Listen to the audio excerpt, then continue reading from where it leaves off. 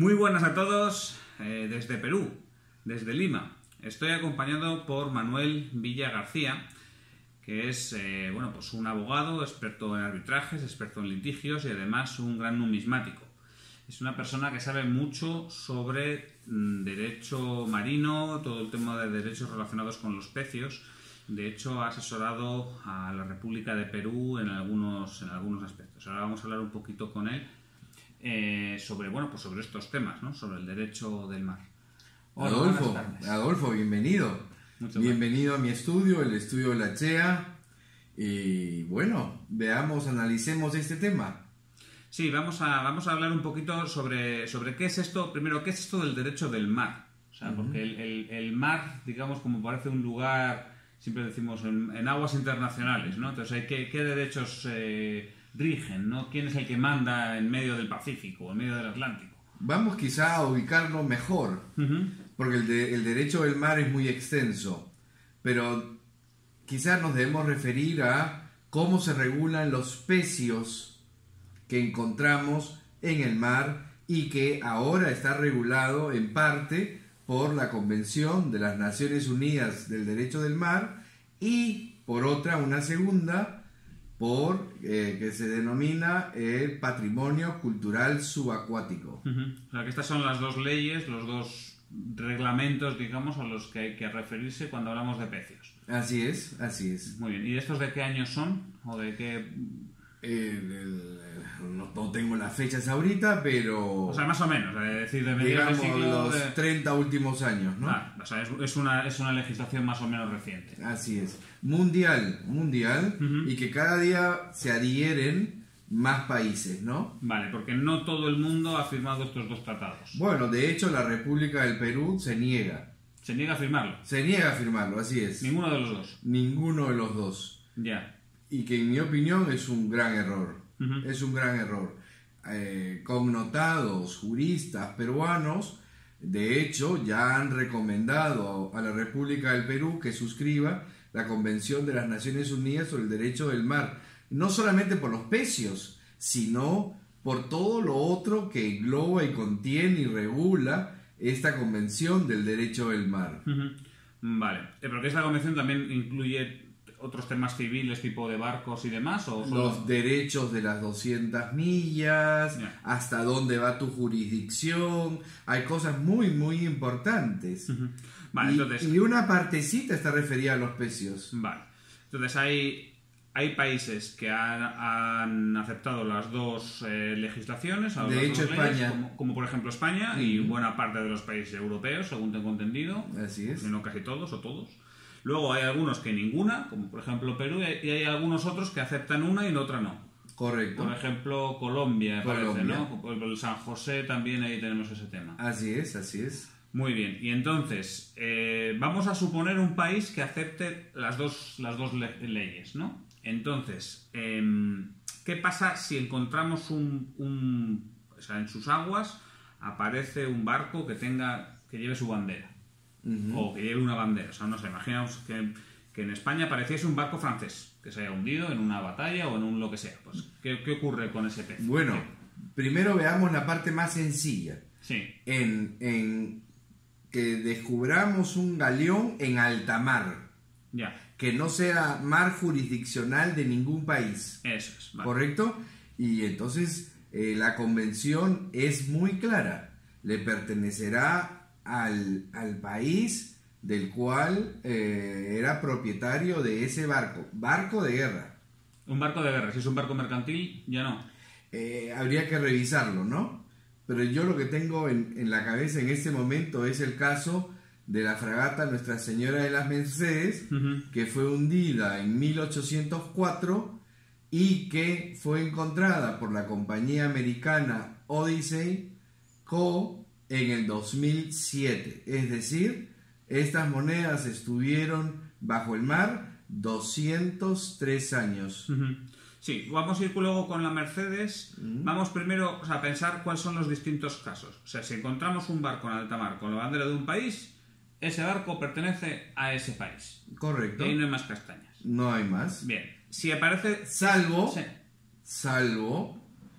que ese país en este momento se haya reducido notablemente y que en el momento en que se hundió ese barco, habían otros territorios que formaban parte de ese país, y que es el caso del Imperio Español, que no solamente sus reinos ubicados en la península formaban el Imperio Español, sino todos los reinos que se constituyeron en la América hispana, inclusive llegaron hasta Filipinas. Claro, entonces, vale, ahí estaríamos hablando también de otro caso un poco más extraño, porque claro, un país que efectivamente el Imperio Español pues era mucho más grande en 1800 que en el 2020, en el 2007, ¿no?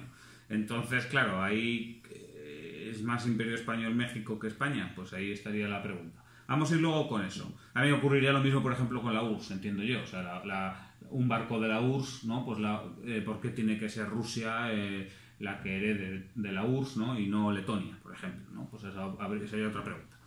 Vamos a ir con eso un poco más tarde. ¿Qué pasa si encontramos un pecio de un país en aguas de otro país? Por ejemplo, un barco francés que se haya hundido en aguas españolas, en una batalla o lo que sea.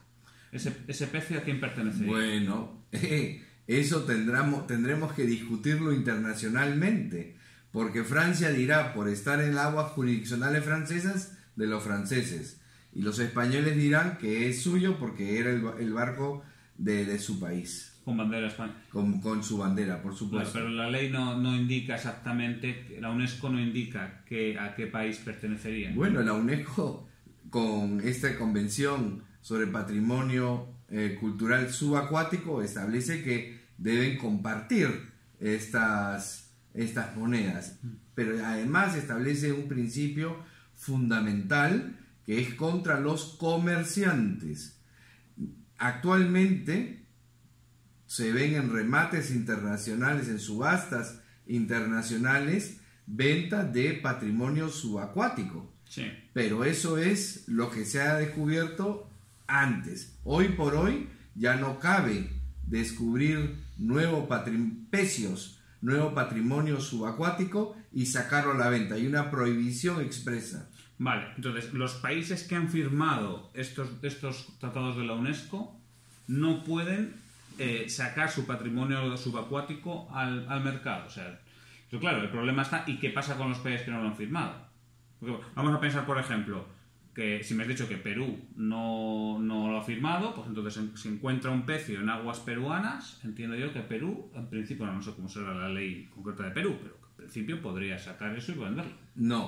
No, porque, bueno, aquí se aplica la propia legislación de la República del Perú. Yo fui consultado hará 15 años que vino una compañía americana señalando que tenían ubicado 2 galeones hundidos frente a las costas de la República del Perú. Nunca le identificaron dónde, y lo que querían hacer era un convenio como lo que antes estaba vigente en el Ecuador. Tú podías sacar el pecio, y parte de ese pecio era para la compañía que rescataba el pecio, y la otra parte para la república correspondiente. Entonces, pero el Perú expresamente prohíbe eso. Vale, pero entonces no hay ningún país del mundo que permita legalmente sacar al mercado lo que haya encontrado. Dependerá de la legislación de cada país. Vale, entonces lo que nos encontramos en el mercado legalmente, porque a ver, son monedas o son estos clams, ¿no? Es lo que llaman esos mazacotes así de monedas todas pegadas. Esto o bien se encontró antes de la convención de la UNESCO. Correcto. O si es después, habrá sido por parte de un país no firmante y que además legalmente lo haya permitido. Sí. También hay que decir que esto es muy conocido, que pecios que se han encontrado en Cuba después han salido todos al mercado. En el caso concreto de Cuba sí que sé que hay bastantes que han salido. No sé si y como el caso de la Atocha. El Atocha se descubrió y todo se vendió. Y hasta la fecha se sigue vendiendo. Sí. No, yo no tengo nada contra ello. Pero, por ejemplo... ¿La Atocha no era legal al haberlo vendido? Porque se vendió entero, Sí, efectivamente. sí, por supuesto, pero hoy por hoy ¿se podría vender el pecio de las Mercedes? No, no, no. Y entonces lo que nosotros proponemos, dadas las noticias de... Un segundo, ahora vamos a hablar después de la Mercedes. Ok. Pero ¿y entonces y qué pasa con la flota de 1715? Porque también siguen apareciendo un montón de monedas en Florida y se siguen sacando al mercado. Bueno, yo entiendo que lo están sacando de manera extraoficial, porque ya en Estados Unidos ya se estableció jurisprudencia, primero con el caso del Juno y la Galga. Ahí hubo un proceso judicial. Y luego, entre el 2009 y el 2012, ha habido otro proceso judicial ante las Cortes de Tampa, en la Florida, dándole la razón a España. Inclusive, en ese litigio se apersonó Estados Unidos como tercero con legítimo interés para apoyar al Reino de España en contra de la propia compañía americana Odyssey, en contra de la República del Perú y en contra de los herederos que fallecieron en 1804 cuando se hunde la Mercedes. Vale, entonces queda claro que lo que se está sacando, vamos, bajo el supuesto caso de que haya algo que se esté sacando ahora de la flota de 1715 y se esté introduciendo en el mercado, eso, según la jurisprudencia estadounidense, parece que no es muy legal. Así, Pues, ¿sí? Y además porque ya es de público conocimiento la política del Reino de España, Sí. que donde encuentre un pecio va a personarse al litigio y va a pedir que se le reconozca como de su propiedad. Pues está- Lo que está ocurriendo en Colombia ahorita. Claro, tenemos Con el el caso de San San José. José. Tenemos el caso de San José. También ha habido varios barcos, no sé si también los conoces, varios barcos portugueses que se han hundido, se han aparecido en las aguas de Namibia. O sea, hay casos que, a ver, cuando hablamos de casos españoles, es que son los más conocidos por nosotros, obviamente, pero no son los únicos a nivel internacional. Bueno, entonces vamos un poco con qué pasó con la Mercedes, ¿no? La Mercedes hemos dicho que se hundió en 1804, ahí vino Odyssey, lo sacó, salió corriendo a toda velocidad hasta Florida antes de que le agarrase la Guardia Civil. No. Y una vez que llegó a Florida, pues hubo un juicio enorme que además tú estuviste siguiendo de muy de cerca, ¿no? Bueno, efectivamente, en 1804 se embarcaron en el puerto del Callao gran parte de la producción de la Real Seca de Lima de 1803. Y la fragata Las Mercedes fue hacia el sur, hacia el estrecho de Magallanes, dio la vuelta y recaló en Montevideo. En Montevideo se le unieron otras fragatas, 3, y estas 4 fragatas cruzaron el Atlántico en dirección a Cádiz. Muy bien. Cuando estaban a un día frente a las costas de Portugal, todavía en alta mar, fueron interceptadas por otras 4 fragatas británicas que hundieron a las Mercedes y fueron las otras 3 capturadas y llevadas a puertos ingleses. Bueno, todo este pecio quedó ahí porque no se pudo rescatar por los ingleses, y 203 años después, como es el 2007, la compañía americana Odyssey, sin autorización del Reino de España, encuentra estas monedas y cruzan y se dirigen a Tampa, la Florida, donde le piden a las cortes americanas la protección, alegando que habían descubierto el Cisne Negro, un barco de corsarios. El Reino de España demuestra que no era tal cosa, sino que se trataba de la fragata La Señora de las Mercedes, a lo cual entró al litigio después la República del Perú y herederos de los que habían fallecido. O sea, había como 5 partes ahí, ¿no? Hemos dicho. O sea, está el Reino de España, Odyssey, el Reino de España, la República del Perú, Estados los Unidos, herederos los herederos de los fallecidos y Estados Unidos no interviene como parte, sino como tercero con legítimo interés y apoya en ese litigio al Reino de España.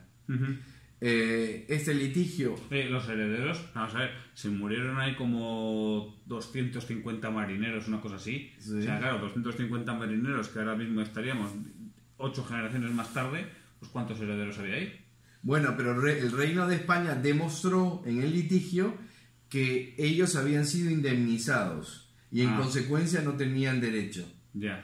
El 2002 se acaba este litigio y estas 600.000 monedas fueron transportadas en 2 Hércules y llegaron a Madrid. Claro, fue un gran éxito para el Reino de España, pero lo que nosotros desde nuestra esquina venimos sosteniendo es que es un caso inconcluso. O sea, vosotros como Perú. Nosotros, claro, República del Perú. Yo Sí. sostengo como abogado peruano que es un caso inconcluso, porque las Cortes Americanas lo único que señalaron fue que España tiene un mejor derecho de ser depositario, pero no ha definido quién es el propietario. Ojo, que en esas 600.000 monedas hay monedas acuñadas en la Real Seca de Lima, en la Real Seca de Santiago, en la Real Seca de Potosí, en la Real Seca de México y en la Real Seca de Popayán. Quiere decir que hay monedas de los 4 virreinatos de México, de Perú, del Río de la Plata y de Nueva Granada, además de las capitanías de Chile y no me acuerdo si había alguna de Guatemala. Entonces, todas estas repúblicas actuales formaron en su momento España. Nosotros hemos sido españoles durante 300 años y al habernos separado no quiere decir que perdamos los derechos de esas monedas acuñadas. Deberían, el Reino de España, en nuestra opinión, compartir las monedas para que en nuestros países también se puedan exhibir. Tanto más si el año pasado las noticias dadas por diarios españoles eran alarmantes, de que la gran mayoría de las 600.000 monedas estaban, ojo, el año pasado ya había transcurrido 10 años de tener las monedas en su poder España. No es poca cosa. Y lamentablemente solo se ha tratado una pequeñísima cantidad de estas 600.000 monedas. Bueno, aquí lo que hay que decir es que yo lo he seguido también durante estos años. El Consejo Superior de Investigaciones Científicas, el CSIC, en España, bueno, pues tuvo 3 proyectos de investigación. Entonces, el primer proyecto de investigación era para definir un protocolo de cómo tratar estas monedas, y luego otros 2 proyectos de investigación dotados de más dinero para tratarlas, o sea, tratar una cantidad significativa en el sentido de que sea diversa, ¿no? Claro, la cuestión es que estos son proyectos de cientos de miles de euros cada uno. O sea, España se ha podido gastar, no sé ahora mismo las cifras, pero en torno a lo mejor a 1 millón de euros para tratar estas monedas. Y se está gastando 1 millón de euros en tratar monedas que valen mucho menos de 1 millón de euros. Entonces, claro, para limpiar bien una moneda, que un 8 reales, que es prácticamente un cospel liso, y o sea, es decir, que ya no se ve nada, que a nivel de mercado esa moneda vale poco más que su peso en plata, a lo mejor hay que gastarse 200 euros en coste de personal para limpiar esa moneda. Entonces, claro, no tiene sentido, o sea, sería extremadamente caro hacer un tratamiento de la totalidad, porque creo que eran medio millón de monedas. Entonces, claro, España lo que no puede hacer es gastarse, no sé, 30 millones de euros o lo que sea, ¿no? Pues en limpiar unas monedas que realmente no lo valen. Pero es un poquito ese el motivo, ¿sí? Bueno, pero perdóname, Adolfo, yo discrepo cuando tú hablas del valor de la moneda, porque debemos aceptar lo que establece la Convención de Patrimonio Cultural Subacuático, de que estas monedas no pueden comercializarse. En consecuencia, si no pueden comercializarse, no se le puede aplicar un valor, ¿no? A mí me queda claro que yo puedo ir a cualquier subasta de Áureo de Calicó o cualquier otro en España y pujo por una moneda de 1803, pero esa moneda de 1803 acuñada en la Real Seca en Lima no es parte de un pecio, nunca fue patrimonio subacuático. Esa moneda siempre estuvo en la tierra, ¿correcto? Nunca se hundió, bueno, depende en teoría. Las hay que sí, pero claro. por eso, pero Sí. estas que son un pecio, no deberíamos establecer un valor, por un lado. Y por otro lado, yo tampoco pretendo que España nos regale las cosas, porque España debería tener una apertura y decirnos, a ver señores, la campanita, ¿quiénes tienen derecho? Pues tienen derecho, qué duda cabe, el reino actual de España y las repúblicas actuales donde se acuñaron estas monedas. Y entonces deberíamos, en mi opinión, preguntar, señores, ¿están interesados en las monedas? Muy bien, la cuenta es tal. Todos vamos a cooperar y no solamente nosotros vamos a hacerlo, sino ustedes también pueden traer a sus expertos para que todo el mundo aprenda con nosotros y a futuro ustedes también puedan restaurar monedas. Entonces hacer un proyecto hispanoamericano de cooperación, ¿verdad? Sí. Nadie quiere regalado nada. Yo estoy bastante de acuerdo. A ver, aquí estos son temas que levantan ampollas en España y demás, porque bueno, ya se ha juntado el tema político. O sea, cuando resulta que a los Hércules que llevaron las monedas los recibieron los políticos así, todos aplaudiendo y queriéndose hacer la foto, entonces ya se deshizo. O sea, ya nada bueno va a salir de ahí, ¿no? Bueno, fue una buena victoria para el Reino de España.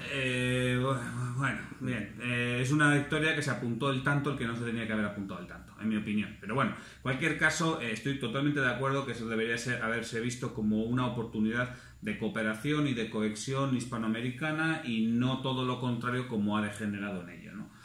Entonces, a lo mejor si pensamos, para evitar estas zampullidos que a algunos les salen, ¿no? Si en vez de pensar en el Imperio Español pensásemos en la URSS y pensásemos en un barco hundido de la URSS donde todo se lo quedase Rusia, pues a lo mejor podríamos pensar, bueno, ¿y por qué se lo queda Rusia y no le da parte a Kazajstán? ¿No? Por ejemplo, pues más o menos sería equivalente. En mi opinión, lo más sensato, es que hay monedas para todos, o sea, es que hay 500.000 de monedas en un hangar. Ahí no pintan nada. O sea, yo a nivel legal no lo sé, pero eso es puro sentido común. O sea, eso no pinta nada. Entonces, se podría repartir perfectamente, ya no solamente en países hispanoamericanos, incluso en países de otras zonas del mundo. O sea, a mí me encantaría, no sé, que en un museo de Vietnam hubiese un mazacote de estos, como salen, ¿no? Los clams, ¿no? de la fragata La Mercedes, junto con una explicación. Y bueno, pues a lo mejor el que va a ver ese museo, pues se entera de que había una cosa que se llamaba la fragata La Mercedes y algo llamado Imperio Español, ¿no? Entonces, para mí, o sea, creo que eso tendría más sentido, el que sea no solamente en Hispanoamérica, sino incluso más a nivel internacional. Y tendría más sentido, por ejemplo, ponerlo en Manila, que Filipinas formó parte del virreinato de Nueva España, era una capitanía general y formaba parte del Reino de México o Nueva España. Entonces, por supuesto.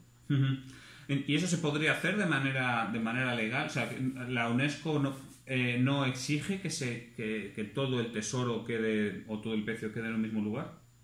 Bueno, ese es igual cuando ocurre acá con los huacos de Chancay. Todos los huacos son idénticos. No sé qué es un huaco. El huaco es en las culturas y reinos pre-incas e incas tenían objetos en cerámica y que a veces se utilizaba pues de hecho para distintos objetivos. Y entonces esa cerámica se llamaba un huaco porque estaba dentro de una huaca, un centro ceremonial y muchas veces funerario. Entonces cuando tienes tú monedas idénticas es absurdo que estén todas juntas, ¿no? La idea es difundir el patrimonio cultural subacuático, los pecios rescatados al mar. O sea que por parte de la UNESCO no habría ningún problema. Yo no veo si ningún, eso se- yo no veo ningún inconveniente con tal que no se saque a una subasta. O sea, con tal de que quede siempre en manos públicas. Así es, así es, así es. ¿Y cómo se vería por parte del Reino de Perú, por ejemplo, que España tuviese la propiedad, pero se cediese no sé, el uso o se cediese durante un tiempo prolongado? O sea, decir, bueno, pues siguen siendo españolas, pero tomad no sé, este contenedor, os lo quedáis durante 100 años. Bueno, yo en eso no voy a opinar porque la República del Perú tendría que aceptar pues un convenio con el Reino de España, ¿no? Pero yo diría del lobo un pelo, al menos que se exhiban en el Perú.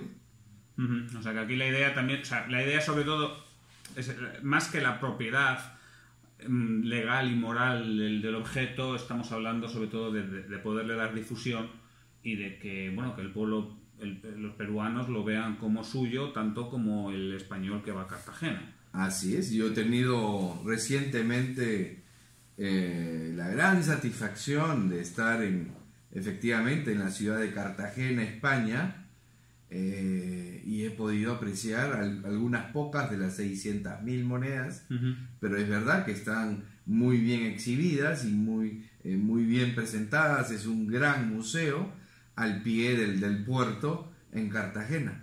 Y si nos vamos a la otra Cartagena, porque ahí tenemos al San José. Entonces, vamos a saltar de Cartagena a Cartagena. Muy bien. Entonces, ¿qué pasa con el San José? Porque ahí también parece que hay un jaleo terrible, que si se lo iban a rescatar los suizos, que si resulta que les iban a pagar con las monedas que saliesen, ¿cómo está toda aquella situación?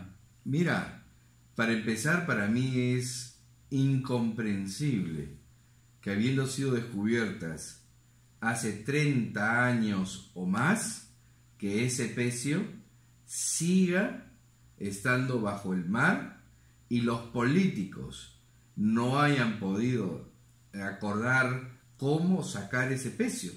Porque como bien sabemos, cuanto más pase bajo el mar, esas monedas poco a poco se van a ir desgastando por el simple paso de la arena, ¿no? Y ya de monedas no va a quedar nada sino cospeles, ¿no? Entonces es realmente triste que la humanidad no pueda ver ese pecio.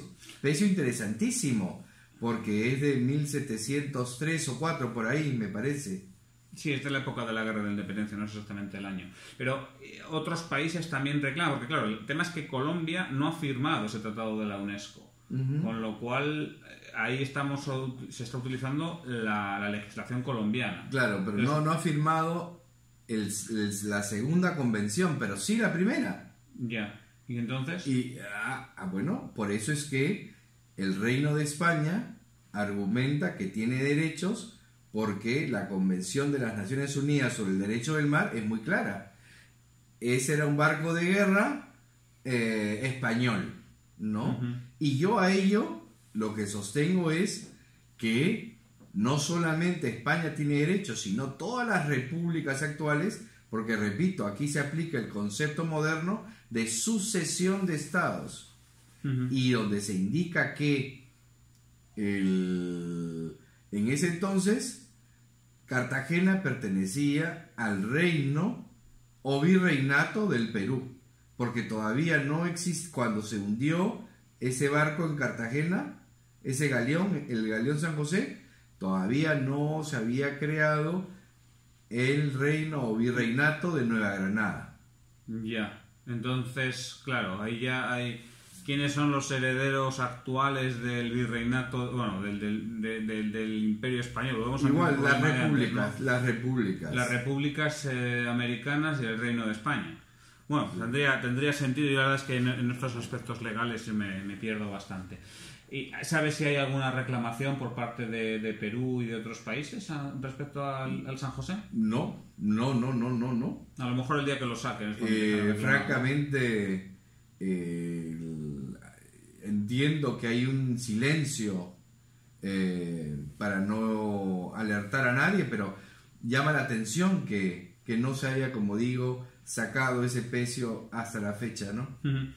Y luego, aquí el tema de por qué no sacarlo, sí que he oído, yo la verdad que tampoco es que sea ningún experto en esto, pero sí que he oído a varios arqueólogos decir que un pecio donde mejor está es bajo el mar, porque si sacas el pecio, o sea, digamos, deshaces las pruebas, deshaces la verdad es que no sé muy bien, o sea, pero sí que entiendo que una vez que está el tesoro bajo el mar, si lo sacas fuera, entonces claro, ya hay un montón de información que estás destrozando y que ya nunca se va a poder volver a tener.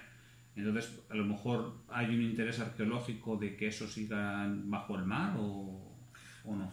Mira, yo como numismático, yo no comprendo esa opinión de los arqueólogos, porque si hablamos de monedas, repito, cuanto más tiempo estén bajo el mar, esas monedas van a ir desapareciendo, van a ser cospeles, simples círculos de metal. Entonces, ¿de qué cosa estamos hablando? ¿Cuál es el interés? ¿Cuál es la mejor opción? ¿Dejarlos ahí para que se destruyan las monedas? ¿O es mejor recuperar el pecio y poder exhibir las monedas? De repente por ahí descubrimos, ¿no?, un tipo que hasta la fecha no es conocido, un ensayador que no era conocido. Pero eso solo será si se puede estudiar las monedas. Sí, porque ha habido tipos muy interesantes que han aparecido exclusivamente en pecios. Me está viendo a la mente ahora los 8 reales de Rincón de México, por ejemplo, los primeros 8 reales del mundo, se conocen 3 ejemplares que aparecieron en un pecio, pero hay más casos. Bueno, pues yo creo que queda más o menos claro tanto la cuestión legal, los litigios, las reclamaciones por parte de las repúblicas americanas, concretamente de Perú, y por supuesto tu opinión como profesional, que está muy fundamentada.